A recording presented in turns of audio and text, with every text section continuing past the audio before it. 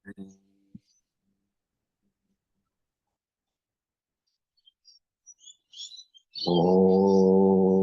Sahana Bhavatu Sahano Bhunaktu Sahavidiyam Karvavahe Tejasvinavaditamastu ma Vidvishavahai.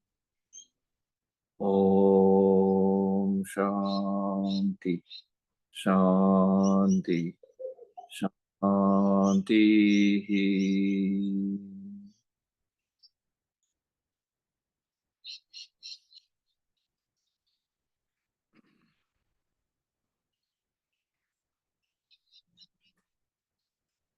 We are reading the book today, and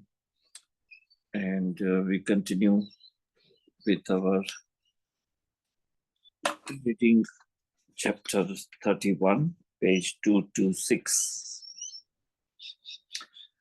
Last time we read about three different aspects of consciousness: Brahman, Sat-Chit-Ananda, existence, consciousness, bliss. The bliss is what we read last, the Ananda. Now we're starting a new direction of who is that Sat-Chit-Ananda. And so knowing ourselves, the chapter says, know thyself. And it starts with a beautiful narration, a story. We start now. The dialogue in heaven. There was a beautiful story in one of the books we read recently. It is about the interview in heaven. It seems a person went to heaven and knocked at the gates. The gatekeeper asked, "Who are you?" The person answered, "I am so-and-so." The gatekeeper, "I did not want your name on earth. Who are you?" Person, "You want to know my occupation? I was a businessman before I died." Gatekeeper, "I did not want to know what you were doing. Who are you?" Person, "Oh, I am Mrs. So-and-so's husband." Gatekeeper, "I don't want whose husband you were. Who are you?" The dialogue continued for a long time. At last, the gatekeeper said, "So you do not know who you are. Then go back and know yourself." In other words, Upanishad believes that the only purpose of this life is to know ourselves, who we are in reality, in essence.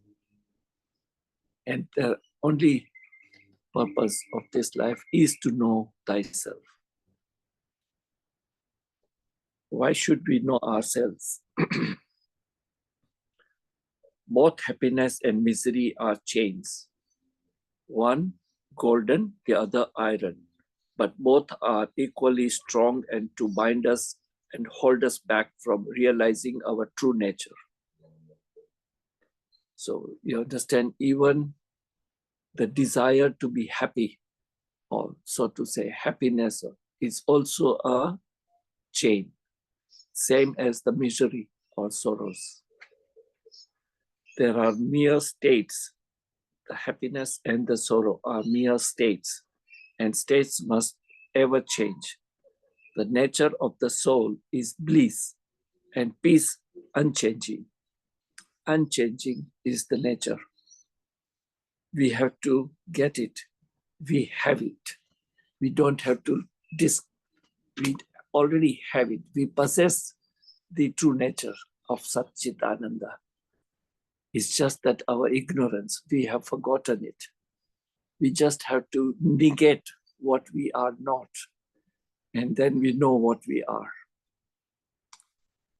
Let us wash away the dross from our eyes and see it.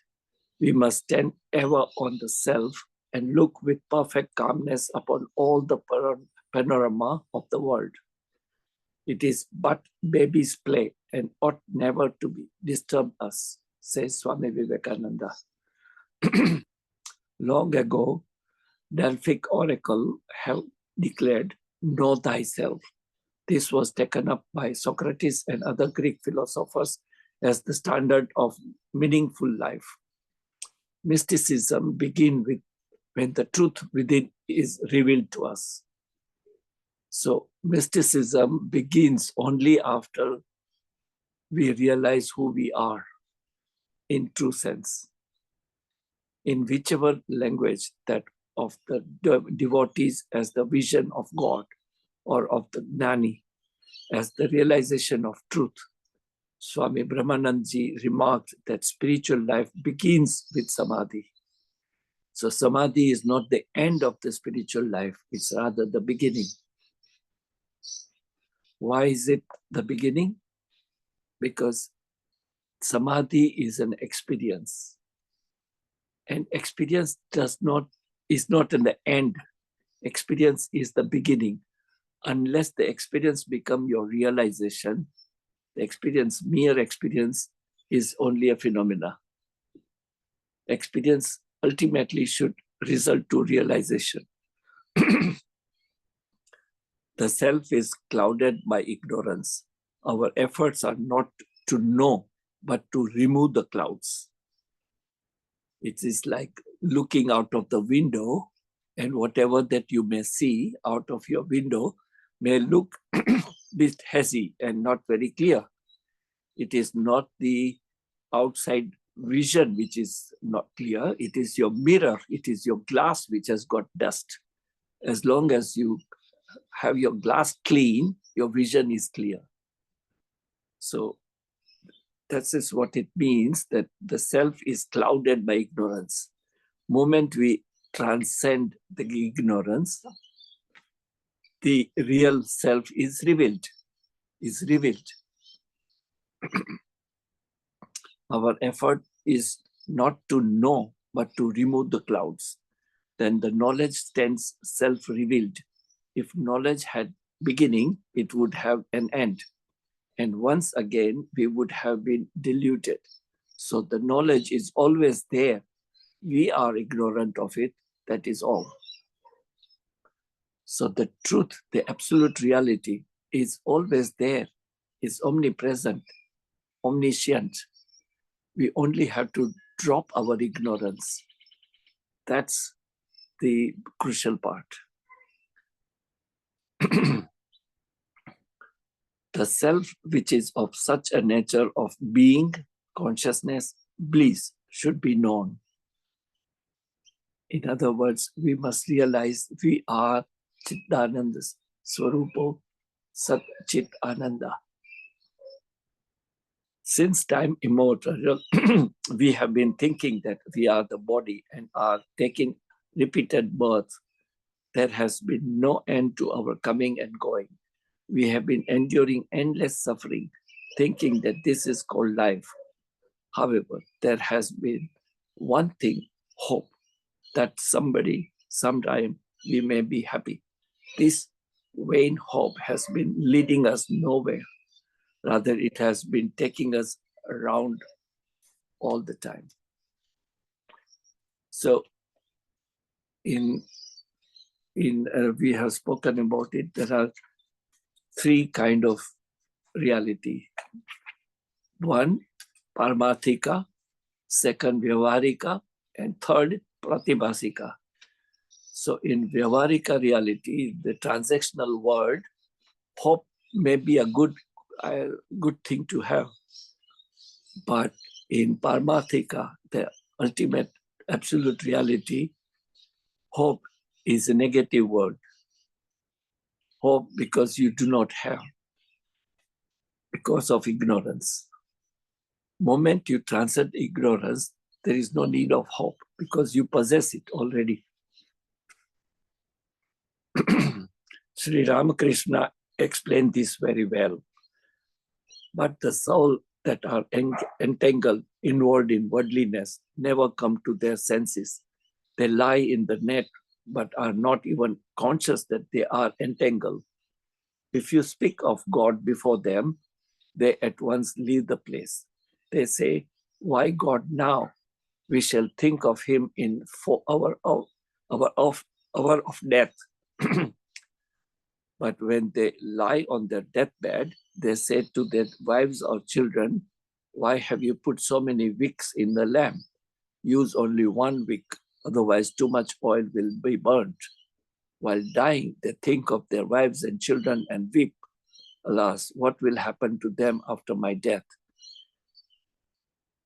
So this is a very good example that, as I mentioned, our simple goal at this point of time is just the purity of thought, purity of mind, purity of our attitude and our relationship. With the purity, everything begins. If we do not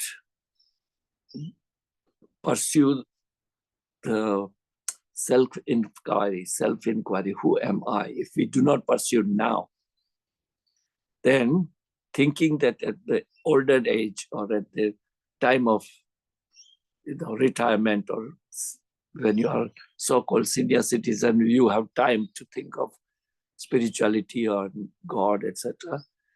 It is too late, because you have been mind conditioned to think about material world and materialistic lifestyle. It is hard to change. You have to begin now in order to continue that attitude, that mentality, that purity of thought, so that at the time of leaving this body, you are not entangled with all the worldly attachments. You are in a position to leave this body without any regret, without feeling sorry for your near and dear one. Because as a soul, that is what you do, that you drop one body, pick up the next one. There is no end to the journey. The journey continues. And this is why the common belief is that at certain age in life, certain things must happen. But according to the higher knowledge, the Vedantic teaching, the only purpose of life is to know thyself, know ourselves. Who am I? Stay with that question, who am I? And that's all about it. That's all. Just stay intensely with the question, who am I? Am I this body? Am I this mind? Am I this intellect? Am I this whatever social status that we enjoy? Am I this relationship that we have? Am I that? All that cannot be you, because it's always changing. And what is changing cannot be reality.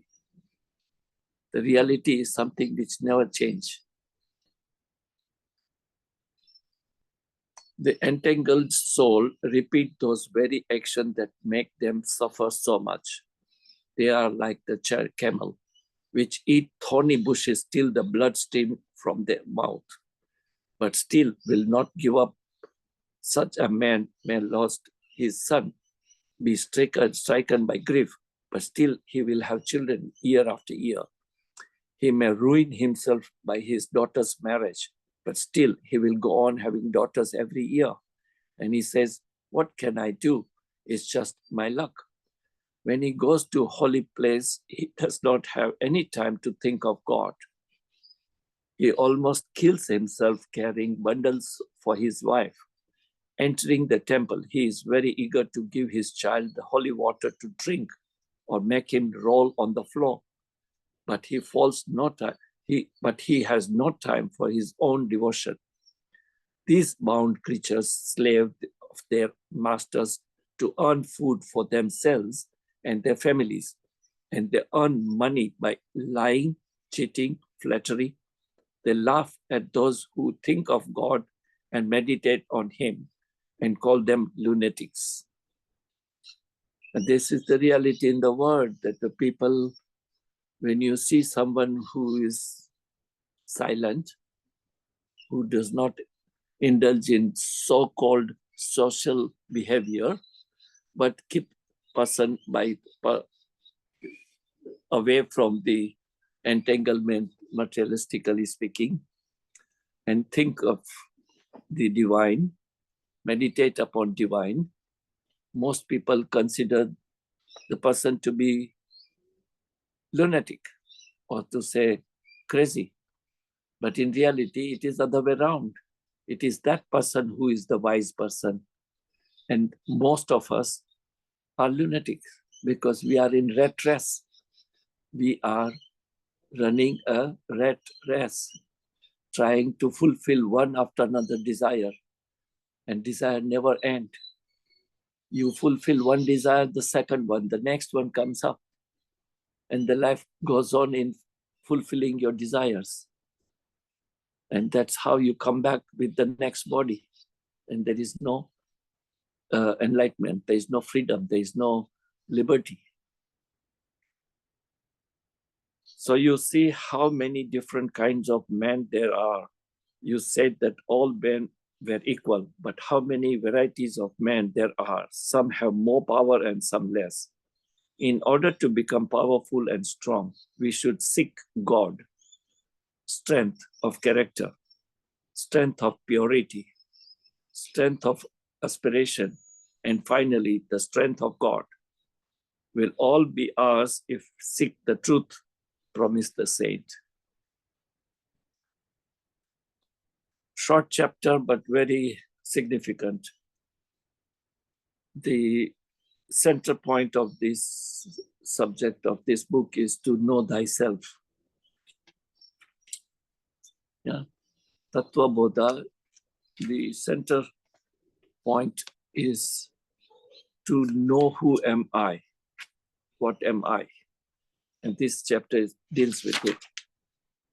And it is to the point that you start with the process of purity of your thoughts and mind, emotions, feelings, relationships, attitude.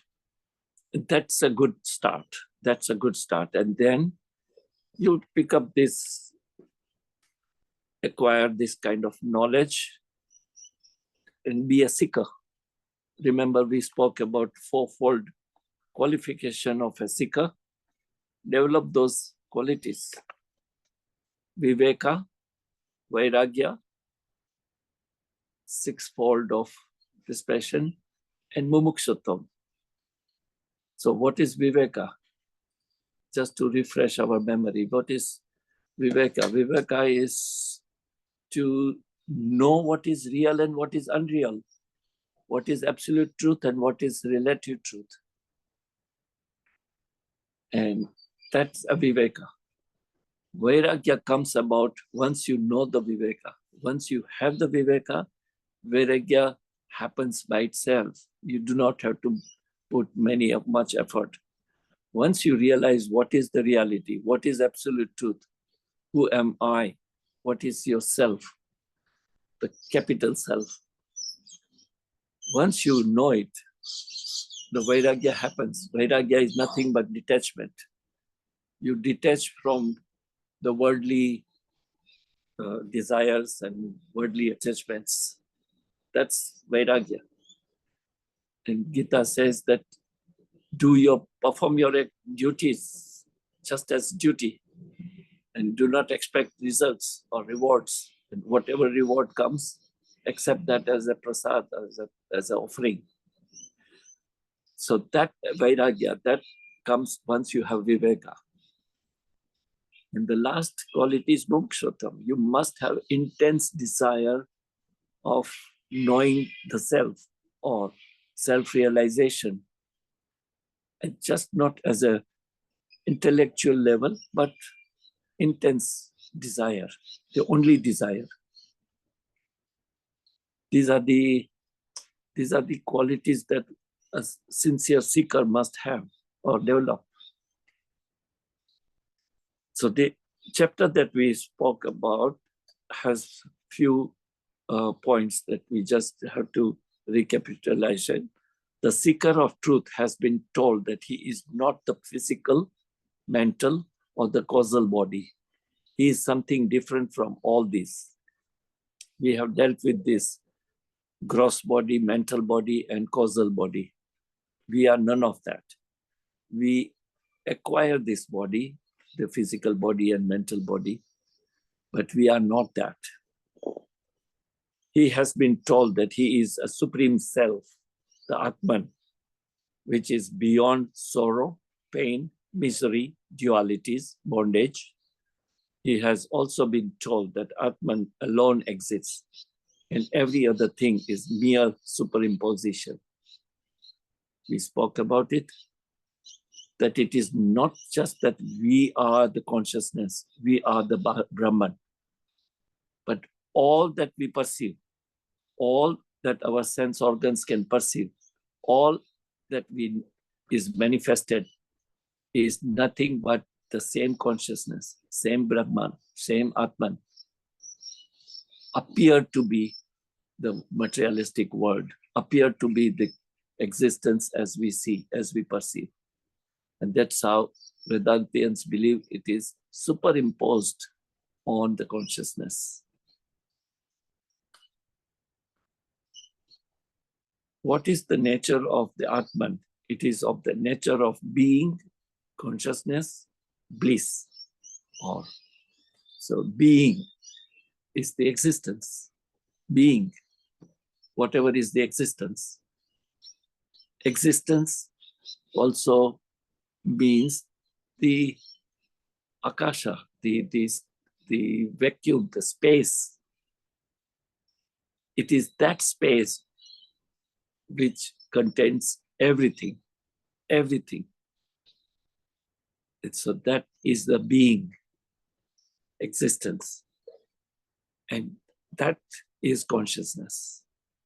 So Sat, Chit, Chit is consciousness. Sat is existence or being. Bliss, Ananda. So there is a difference of pleasure or happiness or joy and bliss.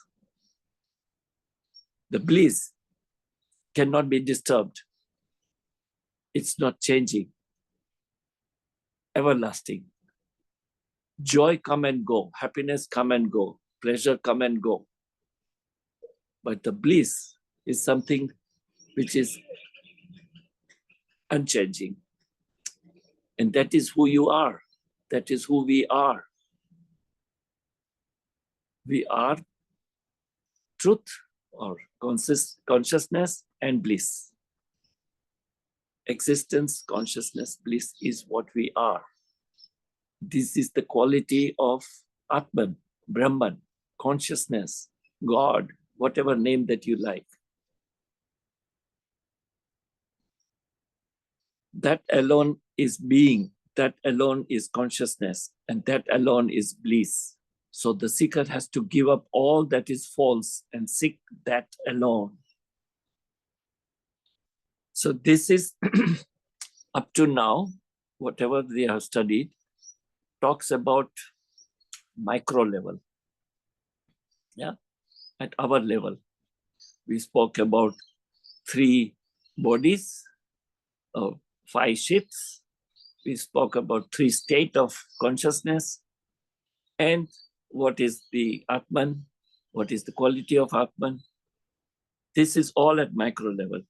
From next chapter onwards, Tattvabodha talks about macro level, at cosmic level, as the manifestation.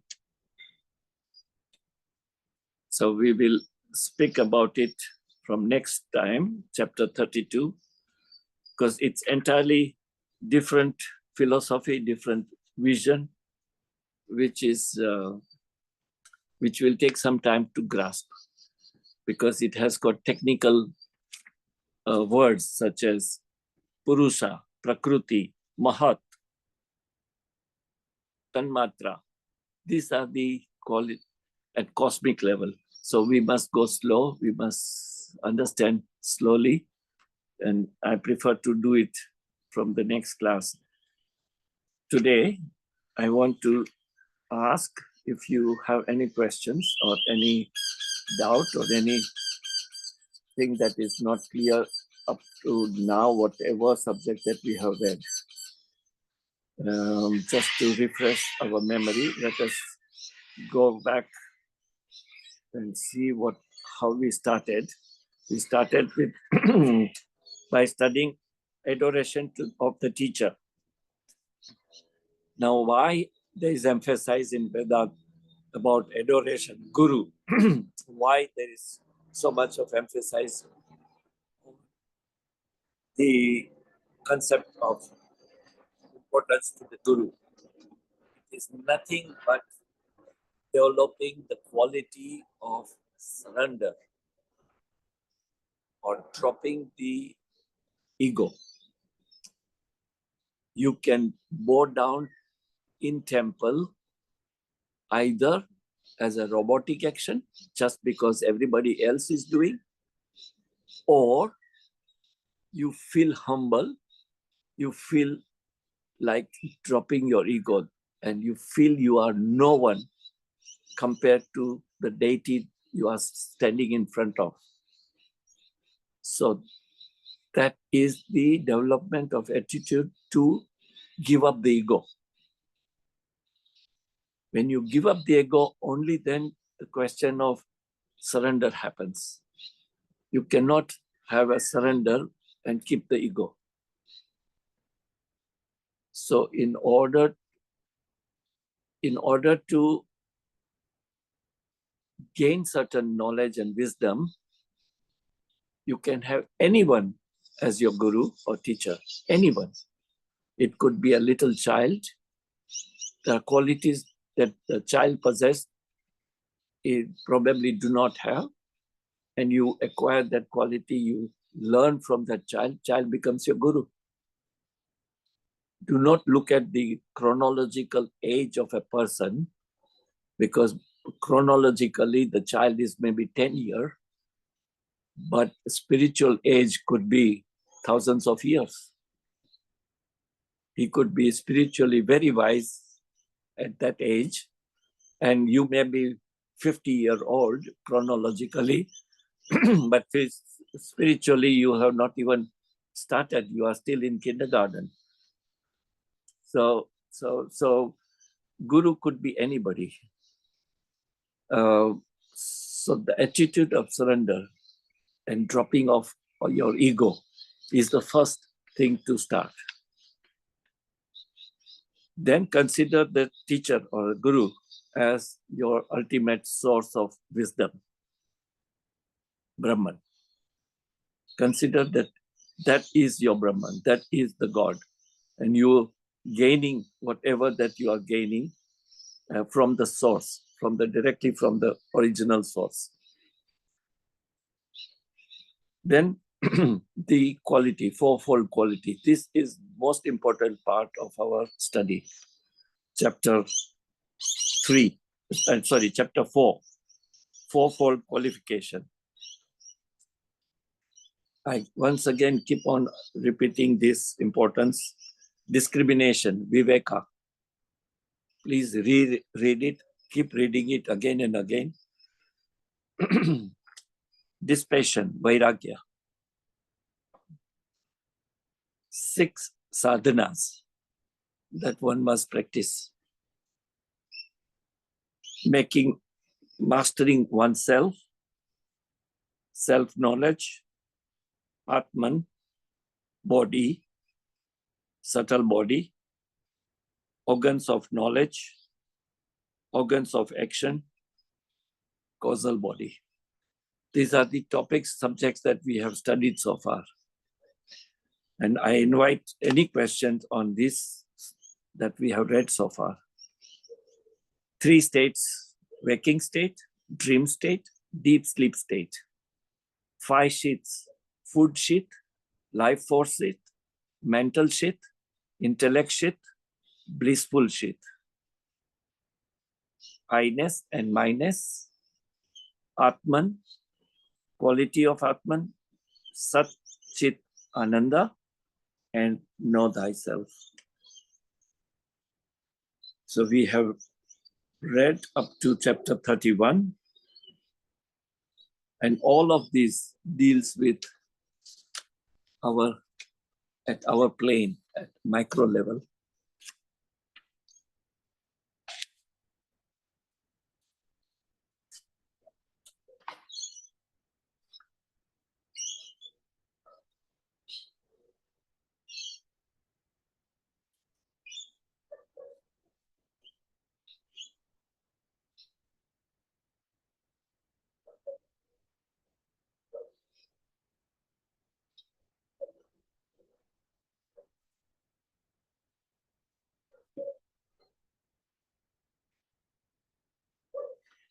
Remember when we say to keep asking question, what am I or who am I? The obvious answer is, I am Umesh, or I am this body, or I am this person, or I am this position. That's an obvious answer, which is okay as far as your transactional world is concerned. But as a spiritual seeker, that answer is nothing but the beginning of suffering. It leads to attachment, and that attachment leads to suffering. Yeah. You may pamper your body, or you may pamper your ego, or you may boost your intellectual qualities and properties, which is okay as far as your professional life and transactional world. But ultimately, that is only giving you attachments, a false attachment, and that results in suffering. So the beautifully said is that desire brings attachment, attachment brings suffering. And the one who wants to avoid suffering must reduce attachment, and attachment is reduced when your desires are less. And these are those aspects of purification of your thoughts and mind. So the mind is not only thought, mind also has the memory, accumulation of your mind conditioning.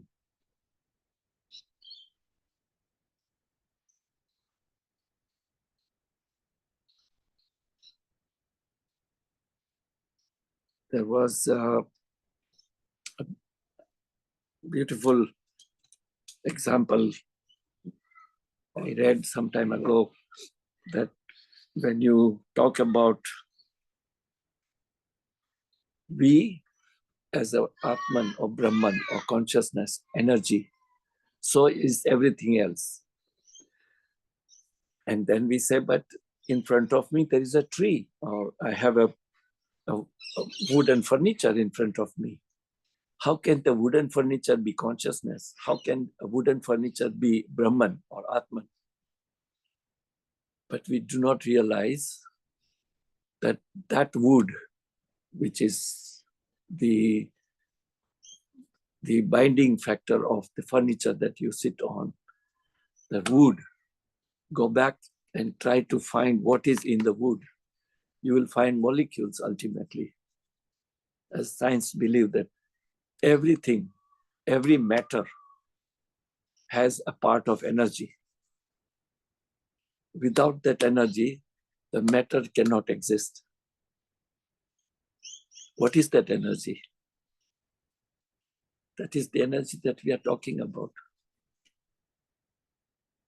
So the apparent shape, name, form could be anything. Yeah? It could be tree, a stone, a furniture, a wood. But so the example was that a man brings a wooden stick, set it on fire, and he chases another person. And the second man runs away, screaming that someone is bringing fire to him. Yeah? The first person said, where is fire? I'm bringing the wood. I picked up the wood. Fire happened. Original was that wood. So the combination of wood with the fire results, the wood disappears, becomes fire. So to me, when I see a fire. But when you think of it, what is fire from? Was wood. Was a wood. In one of the lectures of Sri Aurobindo from Pondicherry, if you have read about, Kapilji sent me a beautiful book, which I'm reading right now, Letters on Yoga, written by Sri Aurobindo. In one of these letters he writes, so beautiful, he says, that this wood that you conceive that this is a fire, according to our Hindu tradition, a dead body is put on fire and lit on fire. Yeah, the body is burnt.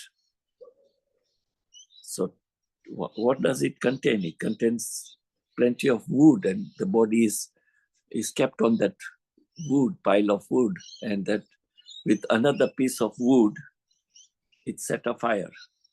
Yeah, it is burnt. So even the wood that you're holding to set a fire or a burn will also go into the same fire and become ashes ultimately.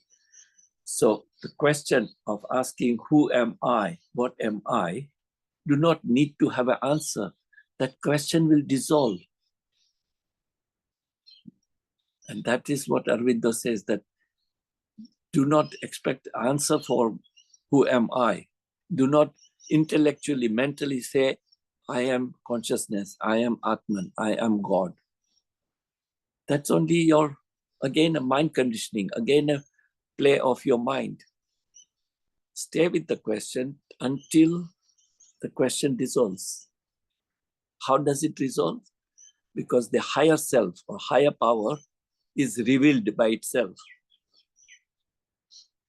It reveals, and that is what happens when one is in samadhi. One is in samadhi, he becomes a receiver, and the wisdom is then revealed to the person. So you do not have to be jnani, you do not have to be a yogi or anybody. You just be a normal, so long you have kept purification of mind and thought as your quality. And if you genuinely pursue dharana, dhyana, and happen to be in samadhi, you will gain, you will earn the merit to receive that higher knowledge, to receive that wisdom. And that is how the start of Upanishads, all the rishis and saints, they were in the samadhi, state of samadhi, and this wisdom was revealed upon them. And there was no form of writing. So they could only describe to the best of their ability to the devotee or student or their followers at that time. And that is how it was passed on. That's why when you read Upanishad, sometime the continuity is broken. Sometime the examples or the sentences are not very clear, because it is, imagine a saint who has just come out of samadhi is trying to describe his experience, which is so hard, because the higher knowledge or the ultimate truth cannot be described. It can only be experienced and realized. It is hard to explain, and yet they tried. And that is what it is. As what we call Upanishad. Upanishad literally means sitting closer to your guru and gaining the wisdom. Up-ni-shada. So three. Sitting close to the teacher or a guru, receiving the wisdom is Upanishad. So it is all from the cosmic, the higher self reveals itself. So when we say we are Atman, we are Brahman, that statement is 100% correct from point of view of that realized person. Because self-realized person knows I am Atman. And so is everything else. Whatever he looks upon, he finds nothing but divinity. Because that is his experience. That is what was revealed to the person. But for you and me, it's only a statement. It's not our experience. So therefore, stay with the question and probably the answer is revealed if we deserve. We deserve only if we have gained those merits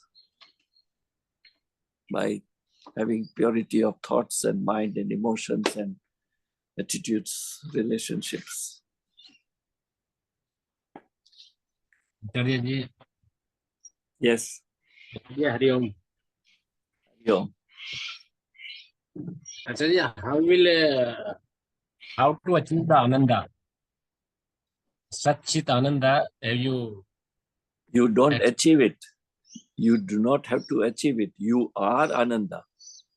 Do not doubt it. You are bliss. So it is our mind conditioning that we are looking for it. Whatever you are looking for, you are already that. Believe it that you are consciousness. Believe it that you are blissful. Why should we assume we are not blissful? Why should we look for it? It is only our ignorance. It is only our ignorance. We do not know the reality, who am I? When you say, I am Atar Singh, which is okay. But if you say the same thing in different manner, the name given to me is Atar Singh. Means the same. But it is the name given to you, to your body, to your mind, to your personality.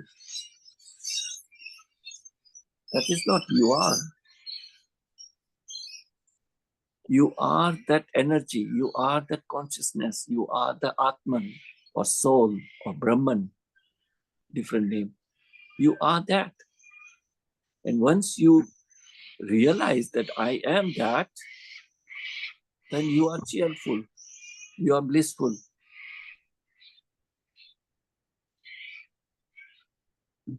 So first, as I said, you must have a trust in the faith in this literature of Upanishad, because it is direct. It is a direct revelation from the Supreme through different sages and rishis. So start with that I trust, I have a faith in the higher self. And higher self revealed itself, or the reality or the truth, through my masters, through different gurus. And according to that, I am consciousness. I am Brahman. So bliss is your nature. Bliss is what you are, and all of us are. We may forget it because of mind conditioning, but that's the process. That's the sadhana. Keep reminding.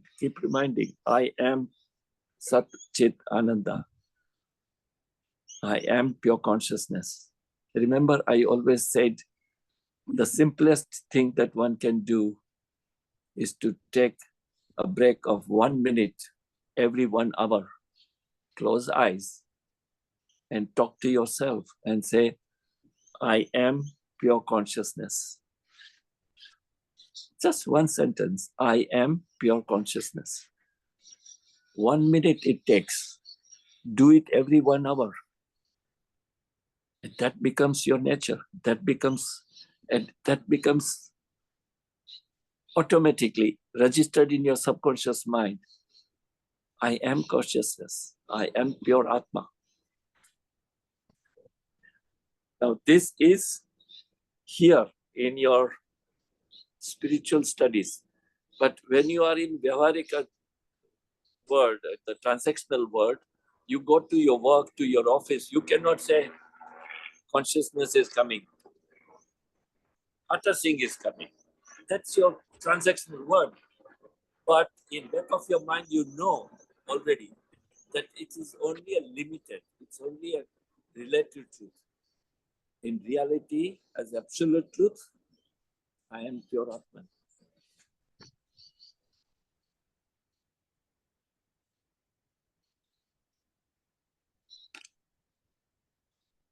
It may sound radical, but it is the ultimate truth.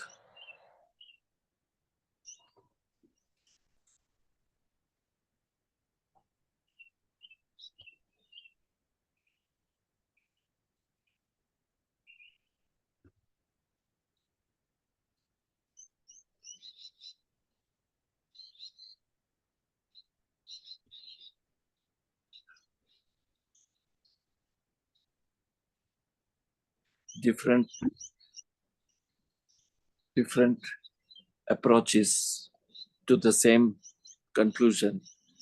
As we said earlier many times, you can have approaches like adoption of karma yoga, yeah, seva or service. You may have devotional services. You may be a devotional person, a devotee to any deity, any guru. So karma yoga, bhakti yoga, and jnana yoga. That you gain the wisdom. You pursue the wisdom and gain it. Jnana yoga. And ultimately, all three have to become one as a Raj Yoga, the supreme yoga. It cannot, there is no such thing as Bhakti Yoga is the right thing to do or Karma Yoga is the right thing to do. All are different approaches. Ultimately, all have to become one as Raj Yoga, which is nothing but being in Samadhi, being in the meditative state. You do not have to go into solitude. You can be very much part of your family and world, but in the meditative state.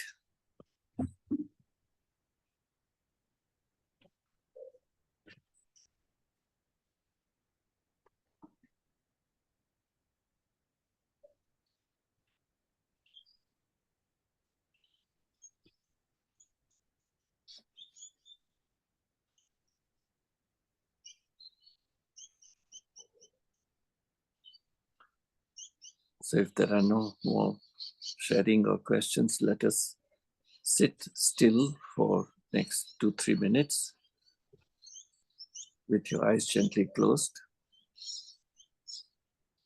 Try to contemplate on whatever that we discussed.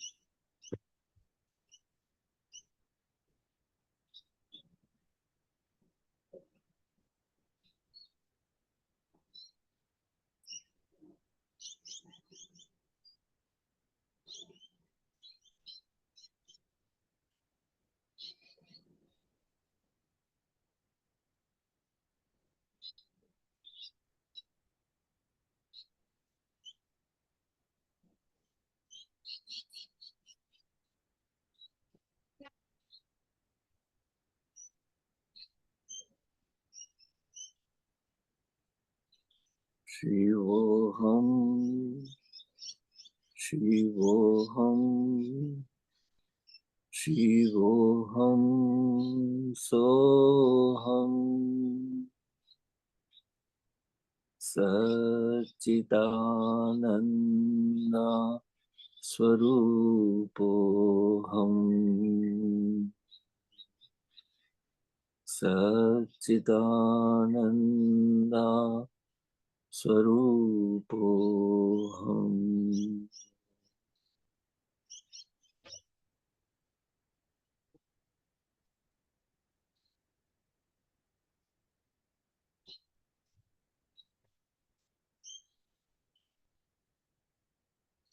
Asato ma satgamaya tamaso ma jyotirgamaya mrityorma amritam gamaya loka samasta sukhino bhavantu loka samasta sukhino bhavantu samasta loka sukhino bhavantu. Om Shanti Shanti Shanti.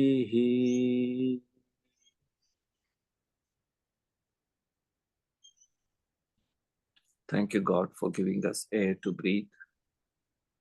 Thank you, God, for giving us water to drink. Thank you, God, for giving us sun for energy. Thank you, God, for giving us food to eat. Thank you, God, for giving us good health and happiness. Thank you, God, for giving us positivity. Thank you, God, for giving us all that we deserve. Thank you, God, for your love, your protection, your guidance, your blessings. Thank you, God, for the existence.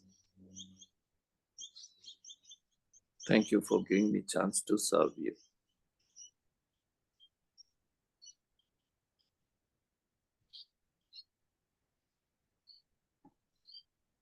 Thank you.